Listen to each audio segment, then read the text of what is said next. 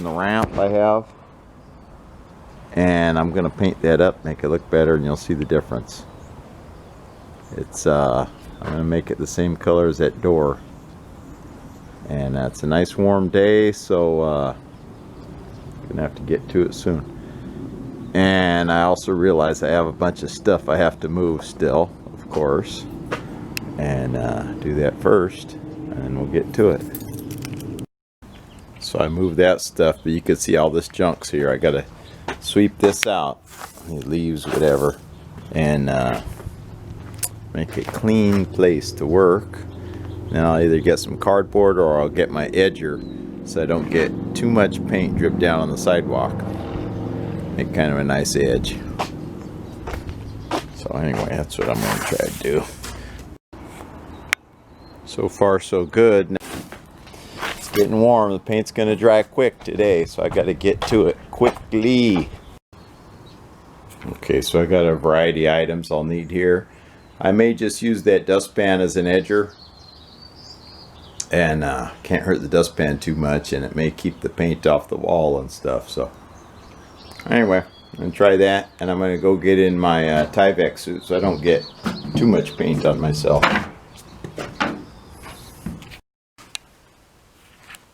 Alright, so I got my Tyvek suit on here, and what I'm gonna do, I got one pair of gloves. I'm gonna go 3 pairs. So the idea is, when I get paint on one of the gloves, instead of grabbing something and getting paint all over it, or having to take it off then get paint all over my hands, I peel a glove or a set of gloves off, right? So that's the way I do it nowadays. Save some drama at least. And the first thing I'll do here is I'm going to go around the edge. I'm going to go like over here, the edge right here, probably the edge under that cross hatch thing, and then just the perimeter here, edge, and then I'll do the center last. I'll leave a pathway just in case I got to get through there until last. Okay, that's the idea. So let's get to it. Do the paint. Picking up the paint. I'm just got it in one hand shaking it. I'm trying to video it and shake it, right? So anyway, that's the thing. I could use a little stick I had a piece of cabinetry stick I'm going to use somewhere. A piece of a cabinet that was going to get tossed anyhow. There we go. Nice stir stick. Nice and free. Free makes it more nice sometimes, so here we go. Pop it open with this thing. This opener thingy, and let's mix them up. Let me switch hands here. I'm actually a lefty, so, and I should have put the other 2 pair of glove on, but I will before I get painting. See how that? Yeah, I don't know if this is going to be enough paint to make the whole porch, but at least we'll get a start on it, and I'll go grab another. Go get another gallon or 2 at the store. It's a little bit pricey paint, so I didn't want to just let it sit around and dry up. I'd rather use it up, and then I decided it'd be good to match the front door, so that was the idea.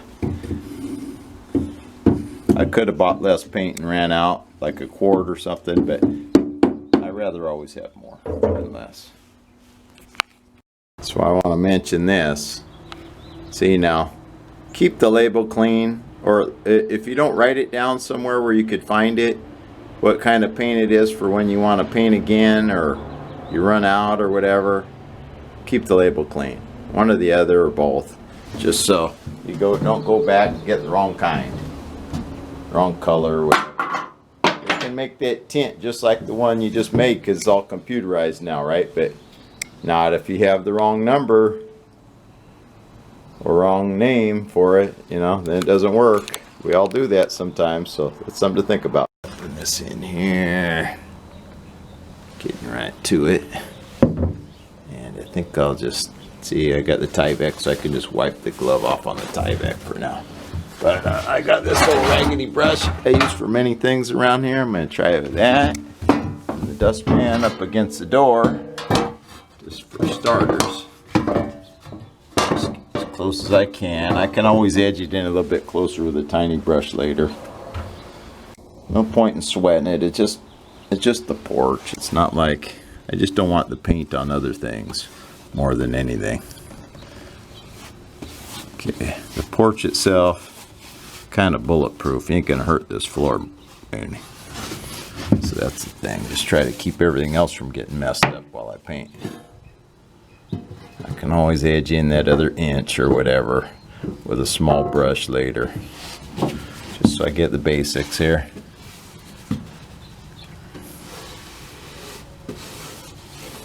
And I could have went through and put some wood putty and puttied all these divots and stuff and made it look really nice, but there's a limit to how nice I'm going to make this because it's just something I'm walking on outside. Okay, so that's the thing. Architectural Digest isn't going to come take pictures of the Pacific Permaculture Institute anytime soon. Now, the day they get ready to come, I'm going to have them hold off a bit and I'll have some professional painters come in. But until it gets near to that day, this is good enough for this old guy. So you can see I kind of got around the edge, got the perimeter pretty good. On the ramp, sides of the ramp. Now what I got in here in the car is a bag of sand, old school non-skid basically. That's literally what they use as sand. That's what I'm going to use as sand. Anywho, we got our bag of sand here. Try to dump this in our paint tray.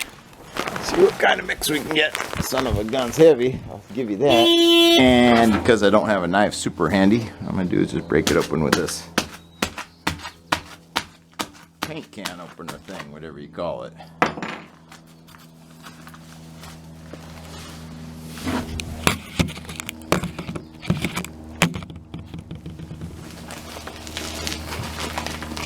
Dang me. If I should put the sand in first or the paint in first or what goes what away, but here's what we're gonna do in triumph.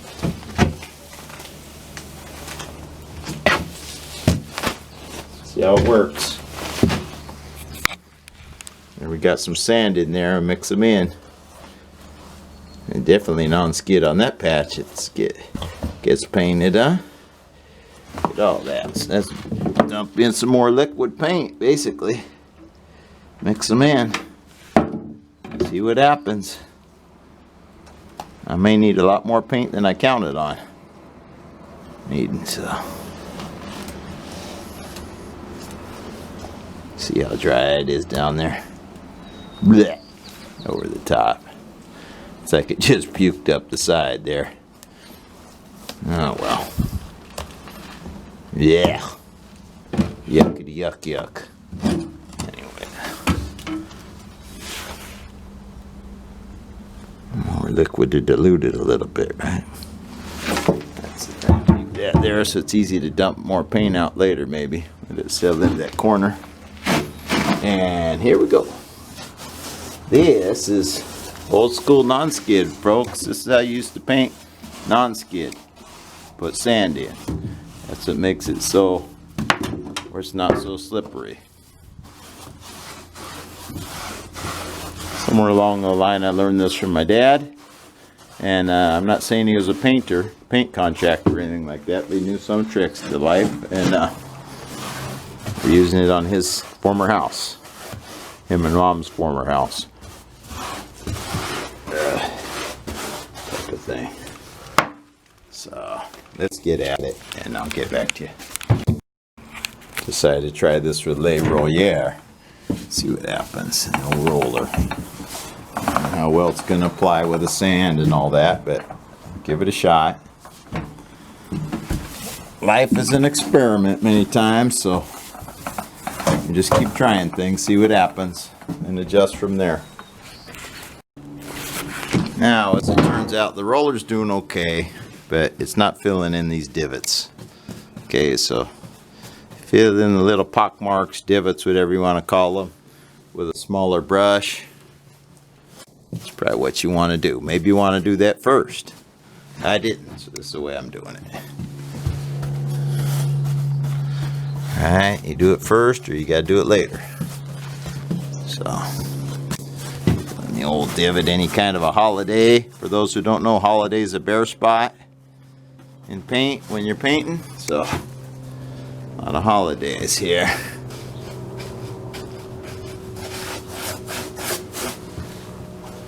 It even looked like it got some sawdust in there still. I didn't sweep out, but too bad. Wood pieces on top of wood. So be it.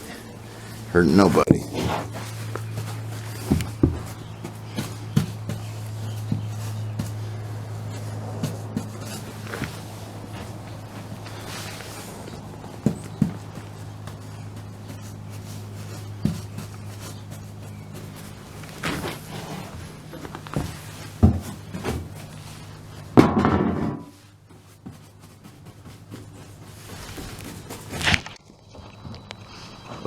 Some of the divots I didn't think about earlier, right? There's all these divots. I thought originally about maybe putting wood putty in there, and then I talked to a friend that kind of talked me out of it halfway. I wasn't that committed to it anyway, but hey, that's the way it goes for this time at the Pacific Permaculture Institute. Like it, don't like it, whatever. Subscribe, share, give me a thumb up or down, comment. All this kind of stuff. Whatever, however, if you like it or don't like it, please. And just let me know. And we'll operate from there. We'll proceed forth. So, let me pull this here bag of sand out of the way where I could actually get a bigger swath in here of the gription paint. Okay, so that's where we hit our divots, so you can see that. Anyway, take a little break from this and do the real paint. Okay friends, so this is as far as I got, and this is what we call woefully unprepared for the task at hand. I didn't have near enough paint, so getting in my more Crasley car and heading down there, get a couple more gallons of paint. Okay, so here we go, project done for the day. It's not perfect. I could use a little touching up maybe here or there, some holidays, spots I missed. But for now, for today it's done, and I see a big improvement over how it looked before. And anyway, that's the way it is. One more project complete. Thanks for watching. Bye. Something in regards to painting and cleaning rollers and reusing them. What I figured out is the best thing is just let that roller dry out and throw it away.